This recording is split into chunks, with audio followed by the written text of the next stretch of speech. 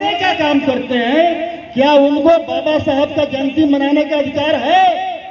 हाथ उठाकर बोलिए। नहीं है। यही समझना होगा हमें।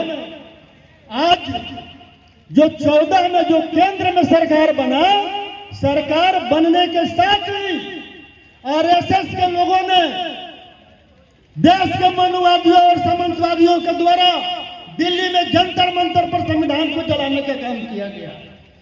लेकिन आज जलाने वालों भी संविधान, जलाने वालों भी आज बाबा साहब के जयंती मनाने के लिए आगे आ रहे हैं। अपने आप को यह दर्शा रहे हैं कि मैं बाबा साहब का अनुयायी असली मैं ही हूं। चूंकि उनको यह भाग हो गया है कि बिना भीम का नाम लिए मैं दोबारा सत्ता में आने वाला नहीं हूं। साथियों, हमें ऐसे बहुरूपियों से सावधान रहना है साथियों। चूंकि इतिहास गवाह है, जो एक बार संविधान को जला दिया, जो एक बार संविधान को मिटाने का प्रयास किया, वो दोबारा संविधान का कभी रक्षक नहीं हो सकता है, और रक्षक कभी भक्षक नहीं हो सकता है। जो रक्षक होगा वही रक्षक होगा।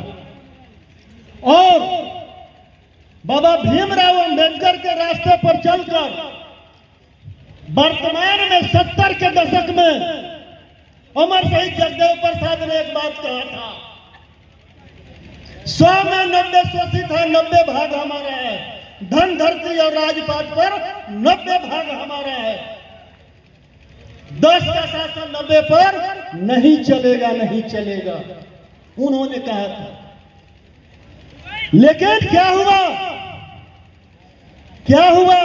और उसके साथ एक बात और कहा था, एक बात और कहा था उन्होंने हमारे लिए संदेश दिया था कि बाघ कभी बकरी का रखवाला नहीं हो सकता है।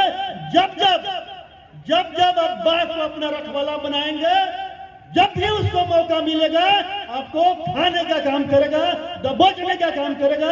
कभी भी बाघ बकरी का रखवाला नहीं हो सकता है। इस संदेश को हमें अपनाना पड़ेगा।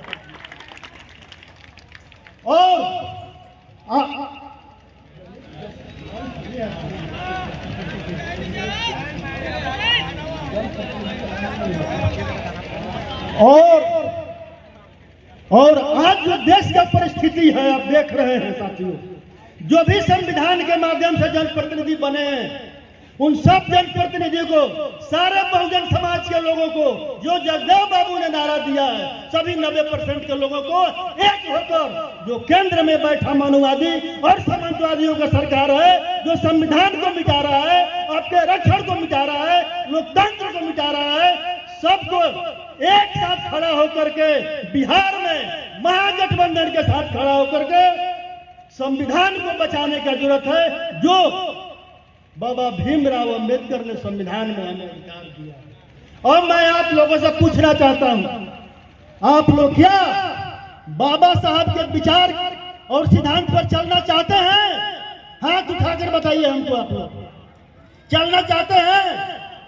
बाबा साहब ने कहा था कि मैंने हिंदू धर्म में जन्म लिया, ये मेरे बस में नहीं था, लेकिन हिंदू धर्म में मरूंगा नहीं, ये मेरे बस में है। और उन्होंने 1956 में बौद्ध धर्म को अपनाने का काम किया। तो क्या आप सभी लोग बाबा साहब के रास्ते पर चलने को तैयार है? बौद्ध धर्म अपनाने को तैयार है? अगर तैयार है तो बाबा साहब के जयंती मनाने का अधिकार है।